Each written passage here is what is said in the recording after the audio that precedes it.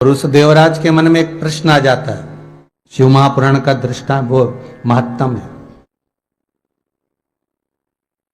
उस देवराज के मन में एक प्रश्न आ जाता है, एक भाव व्यक्त करता है देवराज। जब मंदिर से तपन होने पर कथा श्रवण करने के बाद जब बाहर निकलता है तब उसके मन में आता है कि जिनकी कथा सुनी, पंडित जी कह रहे थे कि कथा सुनो तो जिस परमात्मा की कथा सुनते हैं वो परमात्मा का साक्षीकरण दर्शन होता है, पर मेरे हाथ में तो रतन सोना चांदी पड़ा हुआ है, दूसरे का चुराया हुआ। देवराज ब्राह्मण होकर चोरी कर कर धन लाया था, मेरे पास तो दूसरे का धन रखा है, फिर भगवान कहां से आ जाएगा, भगवान कहां से मिल जाएगा। देवराज की वृत्ति में आ गया। देवराज के मन में यह भाव व्यक्त हो गया और देवराज की चित्त वृत्ति में यह बात बैठ गई।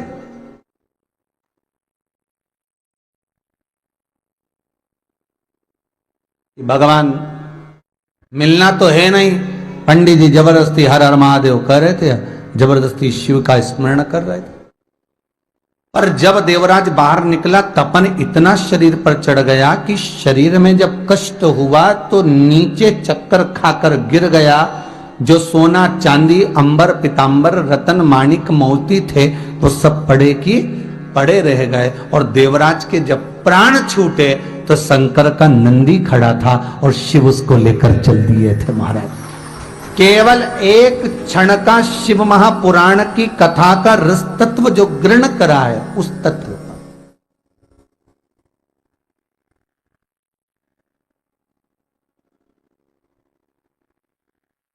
जो शिव की कथा का रस तत्व ग्रहण करा है उस कथा के बल पर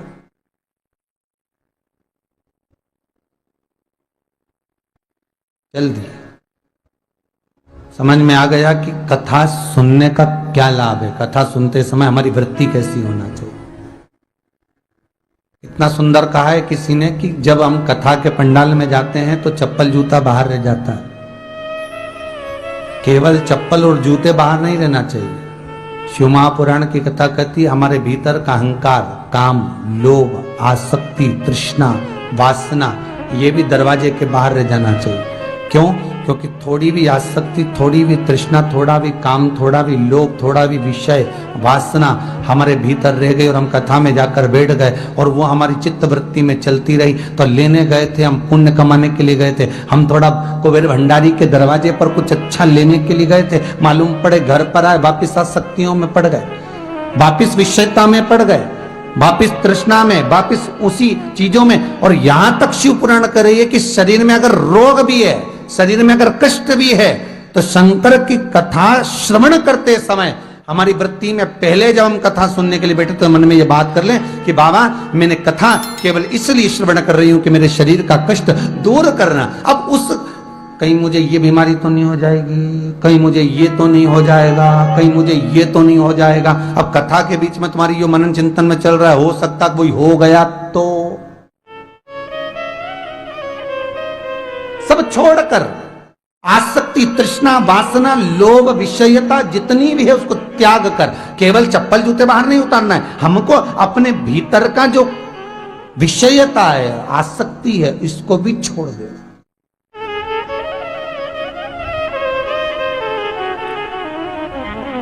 अब देवराज की तो गति ये हो गई कि अंत में भगवान मिल गए।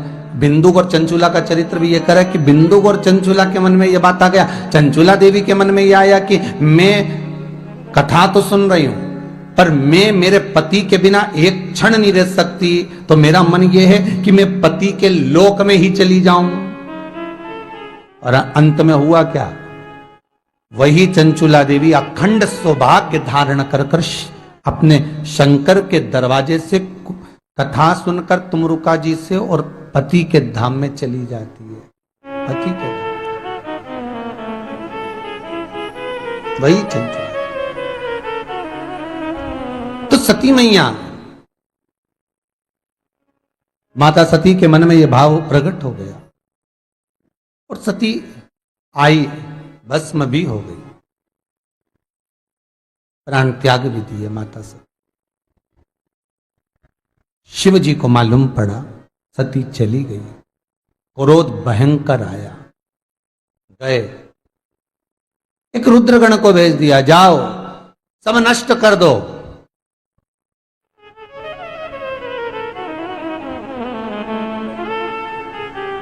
दक्ष प्रजापति के यहां जाकर जितना यज्ञ हो रहा है सब विघ्न डाल दीजिए, सब समाप्त कर दीजिए, जाओ और जाकर नष्ट कर दो सब।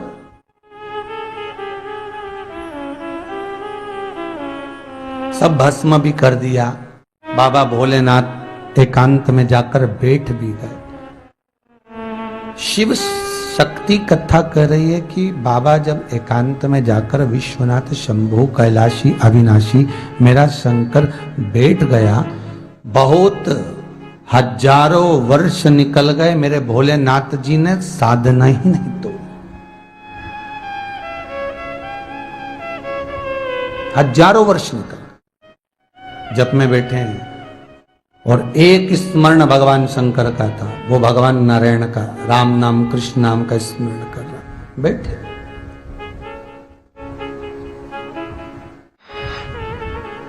और नाम जाप में जैसे ही भगवान शिव शंकर बैठ गए, तारकासुर का उपद्रव मचा। ये सारी कथा पहले हो चुकी है, जो मूल कथा उस पर पहुंच रहे हैं, क्योंकि शिव महापुराण के माध्यम से शक्ति की कथा की ओर अग्रसर हो रहा है। शिव और शक्ति की कथा, ये जो माघ महीने का नवरात्रा है त्रिपुरा सुंदरी का, कब प्रकट हुआ उसका व्याख्यान वर्णन लेकर चल रहे हैं कि नवरात्रे का प्रागट्य इस माघ महीने के नवरात्रे का जन्म कब हुआ था, प्रागट्य कब हुआ था। त्रिपुरा सुंदरी कब प्रकट हुई थी, जो ये शिव नवरात्रि जो अपन कहते हैं ना, इसको माघ महीने का जो गुप्त नवरात्र कब प्रकट हुआ, इसका विधान क्या है, इसका प्रागट्यता क्या है, इसका स्मरणता क्या है, वो सुने। अब तारकासुर ने उपद्रव मचाया, इतना उपद्रव तारकासुर ने करा, इतना एक तो शिव का भगत था, वो भी पहले भी कथा में कहा कि शंकर का भगत भी है और वर भी मांग रहा है, तो ये मांग रहा है कि मैं अगर मरूं तो शिव के पुत्र के द्वारा मरूं।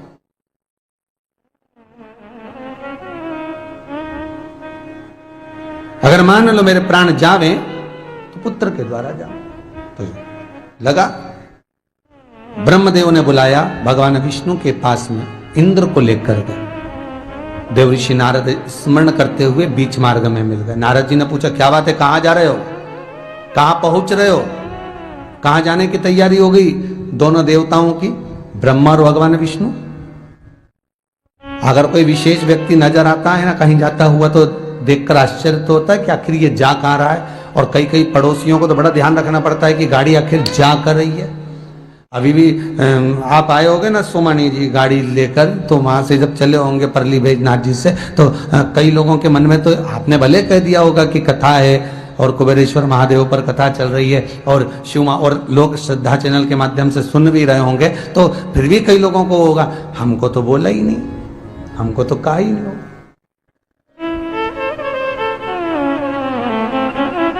हमें भी बोलते तो हम भी जाते कथा का रास्ता तो सुनने, और अभी तो ये टीवी के माध्यम से देखेंगे कितने लोग गए, तो इस अंदाजे में भी लगे होंगे कौन कौन गया और हमको क्यों नहीं बुलाया, तो इसमें भी लगे रहेंगे कि भाई हमें क्यों नहीं बुलाया। तो देवऋषि नारद को लगा कि भगवान विष्णु और भगवान ब्रह्मा के जाकर ऐसा कौन सा जरूरी काम आ गया जो इन दोनों को जाना पड़ा, क्योंकि भगवान ब्रह्मा और विष्णु दोनों साथ बहुत कम जाते थे। या तो जाते थे कि ब्रह्मा जी आ गए या फिर विष्णु भगवान पहुंच गए, पर दोनों संग में जा रहे हैं, मतलब जरूर कोई बात है।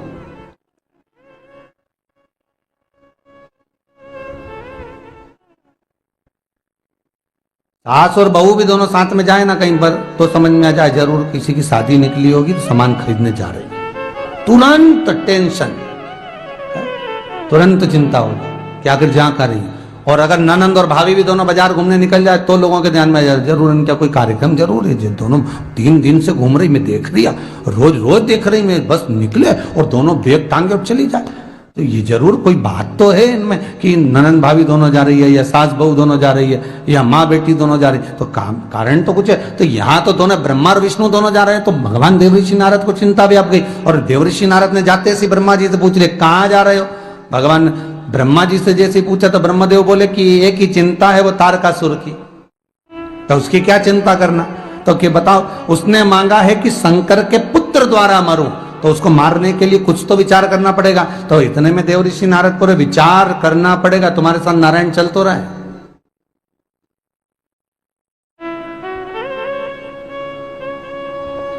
भगवान विष्णु स्वयं चल रहे हैं, उनका नाम ही है मनवांचित फल देता। जब मनवांचित फल देता मतलब मन की इच्छा को जानने वाले हैं, तो इनसे पूछो कि ये मरेगा कैसे तारकासुर। तो भगवान विष्णु ने कहा ब्रह्मदेव वो तो हमको मालूम है, देवऋषि नारद से कहो कि ये तो हमको मालूम है कि ये भगवान शिव के पुत्र द्वारा मरेगा, पर चिंता ये है कि शंकर की समाधि कौन तोड़ेगा। देवऋषि नारद ने कहा इतनी सी बात, और क्या, चिंता तो वहां व्याप रही ना। तो देवऋषि नारद बोले एक काम करो कि समाधि कौन तोड़ेगा, इतनी सी बात के लिए अगर चिंता है तो नारद जी बोले एक काम करो कामदेव को भेज दो। भगवान ब्रह्मा के मन में एक प्रश्न अड़ गया, क्योंकि कोई कम थोड़ी ना थे, 5 जिनके मुख हो, कोई साधारण हो सकते ब्रह्मा जी। अब 5 कर्मेंद्री 5 ज्ञानेंद्री सबको बांध कर ब्रह्मा बैठते थे, कोई ऐसे बैठ जाते थे क्या। तो ब्रह्मा जी के जिनके 5 मुख थे हैं, जब एक मुख कट गया तब 4 रह गए। तो 5 मुख वाले ब्रह्मा के मन में आया आखिर इस देवऋषि नारद ने कामदेव का ही नाम क्यों लिया। कह सकते थे कि इंद्र को भेज दो, कह सकते थे कि किसी देवी को भेज दो, कह सकते थे कि किसी को भेज दिया जाए, कोई यक्ष चले जाए, कोई देवता चले जाए, कोई वासु चले जाए, कोई ऐसा व्यक्ति चले जाए जो जाकर वहां समाधि को तोड़ दे। पर देवऋषि नारद को लगा कि कामदेव को भेज दो, तो आखिर कारण क्या था। कभी कभी आपके भी मन में आना चाहिए ना कि एकदम किसी व्यक्ति का नाम निकल जाता है मुंह पर, एकदम आ जाए। माँ कई बार किसी का नाम, अगर कोई अनजान व्यक्ति का भी नाम लेती है ना, तो माँ का बेटे का ही नाम निकलता है, बेटी का ही नाम निकलता है, अचानक उसका नाम निकल जाता है। डांटना भी होगा ना तो डांटना किसी को, नाम उसी का निकलता है। अब चिंता ये लग गई ब्रह्मा जी को, ब्रह्मा जी भी सोच में पड़ गए आखिर कामदेव का नाम क्यों आया, कारण क्या था। कभी विचार करना आप भी कि भगवान शंकर की समाधि तोड़ने के लिए कामदेव को देवऋषि नारद कर रहे हैं, भेज दिया जाए क्यों। 2 व्यक्ति का नाम मुख पर हमेशा रहता है, जो ज्यादा करता है, आगे बढ़कर कार्य करता हो, संभाल लेता हो, लेन देन कर लेता हो, जाकर लिया है ले जाए, सब व्यवस्था कर ले, उसका नाम याद रहता है। या फिर उसका नाम याद रहता है जो कुछ नहीं करता, बहुत परेशान करता, बहुत कष्ट देता, बहुत तकलीफ देता, उसका नाम याद आता। 2 व्यक्ति का नाम याद आता है। तो नारद जी की जिह्वा पर कामदेव का नाम था, मतलब जरूर कोई बात है कि कामदेव को क्यों भेजा गया, किस लिए भेजा गया। तो ब्रह्मा जी से तो सहन नहीं हुआ। ब्रह्मा जी भगवान विष्णु से बोले आप बताओ कि कामदेव को क्यों भेजा जा रहा है। भगवान विष्णु बोले तो हमको मालूम होता तो हम ही नहीं बोल देते पहले ही कामदेव का नाम, पर हम कामदेव को इसलिए नहीं भेजना चाह रहे कि भगवान को क्रोध आ गया, शंकर भगवान की समाधि टूटेगी, और समाधि टूटने पर मान लो अगर क्रोध आ गया, और उस क्रोध में कामदेव अगर समाप्त हो गया, चले गया, तो फिर क्या होगा। इसलिए हम कामदेव को नहीं भेजा, हमने कामदेव का नाम नहीं लिया, हमने इंद्र का नाम नहीं लिया। हमने ब्रह्मा जी एक ही बात करी कि किसी को ऐसे को भेजा जाए जो समाधि तोड़ दे, पर देवऋषि नारद बोल रहे हैं कि कामदेव को भेज दो। तो ये तो पता तुम ही लगा सकते हो। भगवान विष्णु चले गए बैकुंठ, ब्रह्मा जी बैठे थे अपने आसन पर, इतने में देवऋषि नारद का आगमन हुआ और देवऋषि नारद पहुंचे। देवऋषि नारद पहुंचे।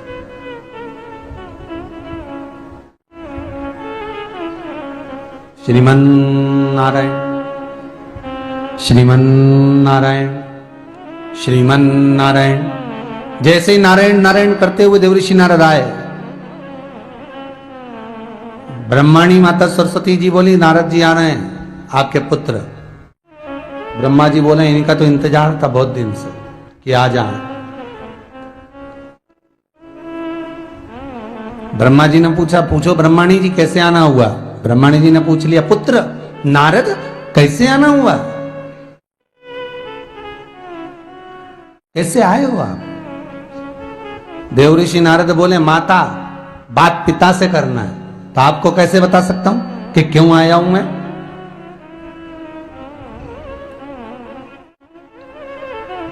आपको नहीं बता सकता। ठीक है मत बताओ, पिता के पास जाओ। ब्रह्मा जी बैठे थे, उनके पास देवऋषि नारद पहुंच गए। श्रीमन नारायण श्रीमन नारायण। ब्रह्मा जी ने पूछा नारद जी कैसे आना हुआ। नारद जी बोले आने का केवल एक ही कारण है प्रभु, मैंने सारी व्यवस्था कर दी है, कामदेव के घर भी पहुंच गया और कामदेव को समझा भी दिया कि तुझे शंकर भगवान की समाधि को तोड़ना है। तो ब्रह्मा जी ने पूछा पहले यह बता कि तू कामदेव को ही क्यों भेजना चाहता है।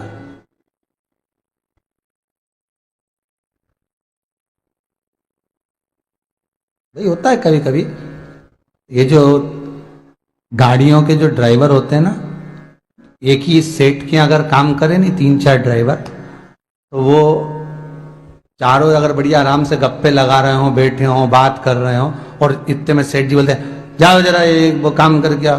किसको भेजा जाए, साहब भानु प्रताप को भेज दो। मतलब एक ही दिखे सबको, क्यों, बाकी सब आराम से गप्पे मारेंगे, इसी को भेज दो। और उसी का नाम सब लेते, इसी को भेज दो, इसी को भेज दो। तो कामदेव को क्यों भेजा जाए। देवऋषि नारद ब्रह्मा जी पूछे तूने कामदेव का नाम क्यों लिया, आखिर क्यों भेजना चाहता है कामदेव को, कारण क्या।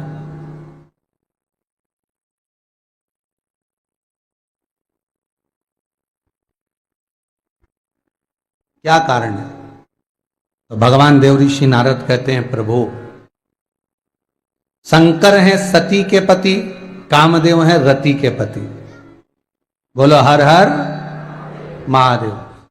शिव सती के पति हैं, कामदेव रति के पति हैं। जब सती और रति एक ही माता की पुत्री हैं, दोनों साड़ू भाई हैं, तो मुझे ऐसा लगता है अगर किसी अन्य देवताओं को भेजा जाएगा तो शंकर भगवान को क्रोध आ जाएगा और वो उसको भस्म कर देंगे। पर जब साड़ू भाई आया है, शंकर जी भस्म करेंगे क्या। यहां पे भी जितने साड़ू भाई बैठे हो जरा ध्यान रखना रे। मान लो अगर साड़ू भाई आया तो ये भस्म होगा क्या, नहीं। शिव को क्रोध ही नहीं आएगा, उसको देखकर थोड़ी सी दया का पात्र तो रहेगा कि मेरा रिश्तेदार आया है, मेरा संबंधी आया, मेरा सगा जी आया, मेरा ये रिश्तेदार आया, तो ये क्रोध तो नहीं करें। और क्रोध कर भी दिया तो कुछ ना कुछ तो अच्छा होगा ही।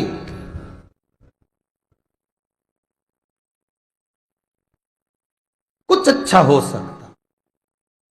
ब्रह्मा जी को ये बात जमी कम। ब्रह्मा जी ने कहा नहीं, मुझे नहीं लगता, तू ये बता कि आखिर तू कामदेव को ही क्यों भेजना चाहता, तू तो बस इतना बता दे, कारण क्या।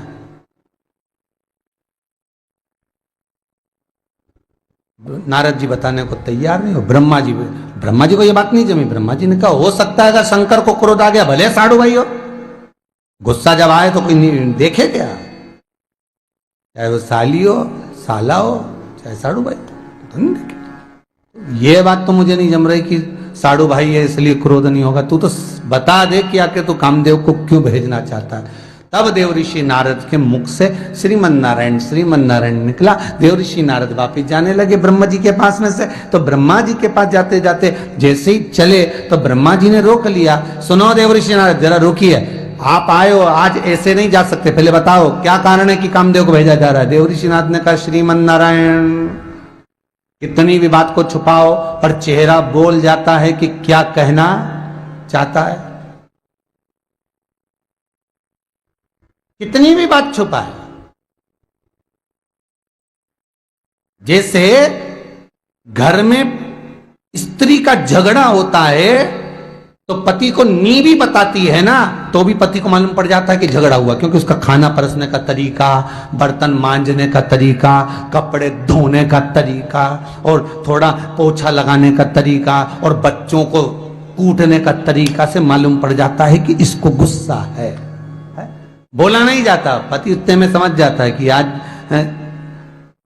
ब्रह्मचारिणी माता पे चंद्र घंटा चढ़ गई है, उसको ज्ञात हो जाता है।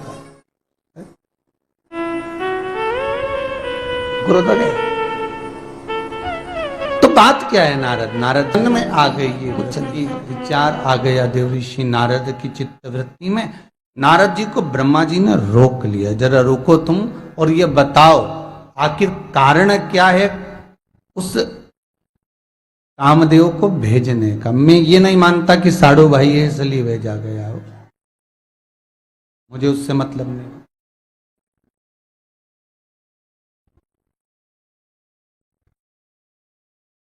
क्या कारण है?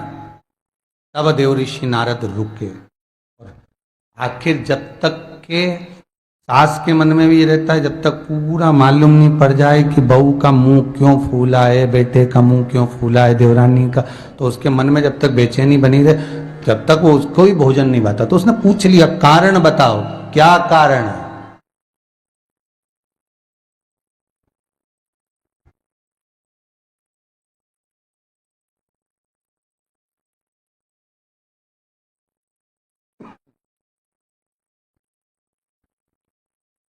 उस कारण को बताया जाए कि क्या कारण रहा।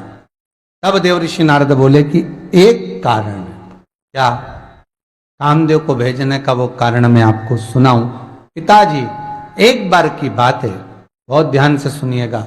देवलोक में मैं विचरण कर रहा था। देवी भागवत का ये प्रसंग बड़ा सुंदर है।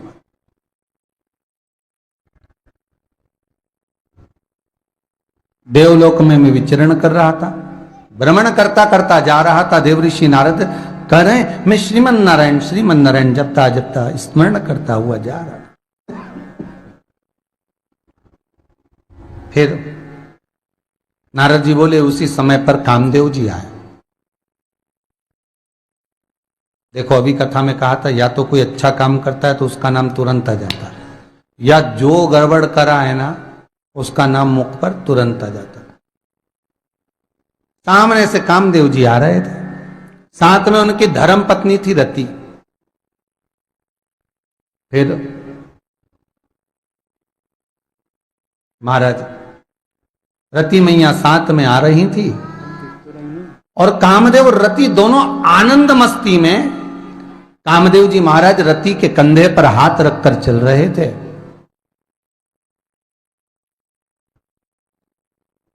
तभी उसी समय पर सनत कुमार का आगमन हो रहा था और सनत कुमार को देखकर रति और कामदेव दोनों अलमस्त होकर चले जा रहे थे। इनको भान नहीं हो पाया कि सनत कुमार जी निकल कर जा रहे हैं। शास्त्र कहता है, हमारा वेद कहता है, हमारे शास्त्र, हमारे वेद कहते हैं, कोई संत, कोई सदगुरु, कोई घर का बड़ा, कोई घर का बुजुर्ग, कोई घर का बड़ा व्यक्ति जब निकल कर जाए तो थोड़ी तो मर्यादा होना ही चाहिए।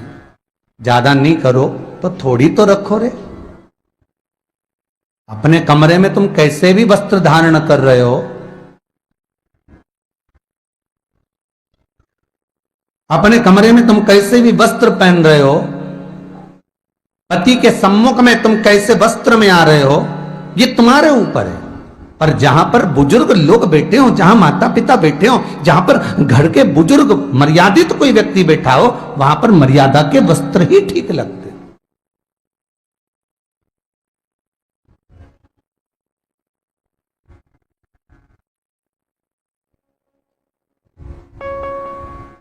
शिव कथा कर रही है।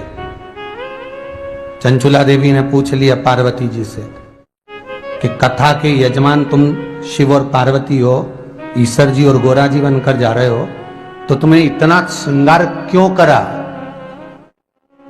मां जगत जननी दुर्गा भवानी माता पार्वती का कभी आप दर्शन करना, पार्वती जी का, कभी दर्शन करना। सिर पे पल्लू माता के कम मिला, यहां पल्लू लगा रहा और माता के केश खुले रहे, जगत जननी जगदम्बा के। पूछ लिया चंचुला देवी ने, हे जगतधात्री दुर्गा भवानी, हे माता पार्वती, आप कैलाश पर मेरी सखी बनकर रही तो आपके केश खुले रहे, और आप शिव महापुराण के यजमान बनकर कथा सुनने के लिए जा रही हो अपने पति के साथ में। शंकर भगवान भी फेटा बांधकर, तुर्री लगाकर, गले में माला पहनकर, सुंदर वस्त्र आभूषण धारण कर कर शिव भी जा रहे हैं, और आप मस्तक पर पल्लू रखकर, सुंदर बोर लगाकर, नथनी लगाकर, सुंदर करधनी पहनकर, हाथ में चुड़ला, बाजूबंद, भुजबंद पहनकर। एक वो माताएं धारण करती है हाथ में, तो गौरा जी माता जब गणगौर जो होती है ना, ईश्वर जी और गौरा जी, गौरा जी यहां हाथ फूल पहनकर, इतने आभूषण, इतने रतन पहनकर, मस्तक को ढककर, सिर पर पल्लू लेकर आप कहां जा रही हो? अगर कथा सुनने के लिए जा रही हो और शिव महापुराण सुनने के लिए जा रही हो और शिव महापुराण के यजमान बनने जा रही हो, तो आप ही की तो कथा है और आप ही को सुनना है और आप ही यजमान हैं, तो आपको सिर पर पल्लू रखने की जरूरत क्या है? चंचुला देवी कर रही है माता पार्वती से। सुनिए जरा, प्रसंग कितना सुंदर है। क्या जरूरत पड़ गई आपको पल्लू लेने की? आपको क्या जरूरत पड़ गई? वस्त्र सिर पर रखने की, मस्तक धारण करने की क्या जरूरत पड़ गई?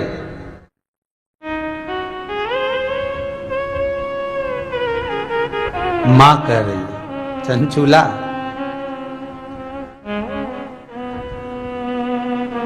कथा सुनने के लिए मैं तुमरुका जी के पास जा रही हूं, क्योंकि जजमान कथा सुनने के लिए किसी के द्वार पर जाता हूं। मैं तुमरुका जी के पास कथा सुनने के लिए जा रही हूं।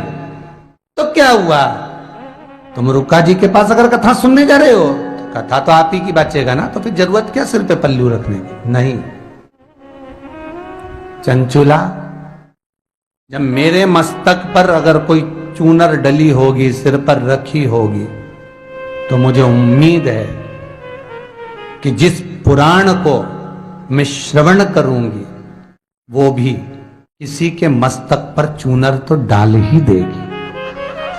जिस पुराण को मैं श्रवण करूं, जिस भजन को मैं धारण करूं, जिस कथा को मैं स्मरण करूं, हमारे मारवाड़ी संप्रदाय के अंतर्गत, मारवाड़ी के अंतर्गत वर्णन आता है महाराज, हमारे मारवाड़ का एक भाव कहा जाता है कि अगर कोई साधारण तीज की भी पूजन करो, एक साधारण सा पूजन पाठ कुछ करो, तो मस्तक पर पल्लू होना जरूरी है। क्यों? क्योंकि जिस देवी देवता की हम आराधना कर रहे हैं वो हमारे कुल को भी ऐसे ही ढककर रखे, हमारे परिवार को भी ऐसी साध कर रखे।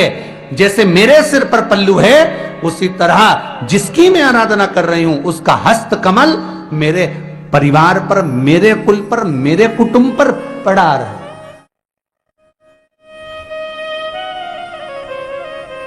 चलो जाने तो अग्नि पुराण का एक चरित्र सुनते हैं, बड़ा सुंदर है महाराज।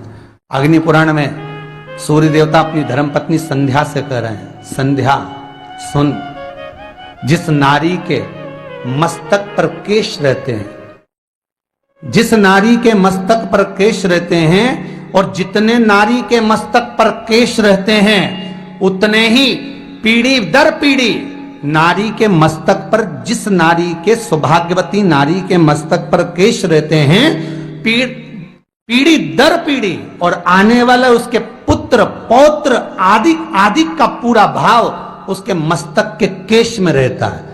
जब नारी किसी पूजन में सिर ढककर बैठती है, तो नारी जिस देवता का पूजन करती है, उस देवता का आशीर्वाद उसकी उतनी पीढ़ियों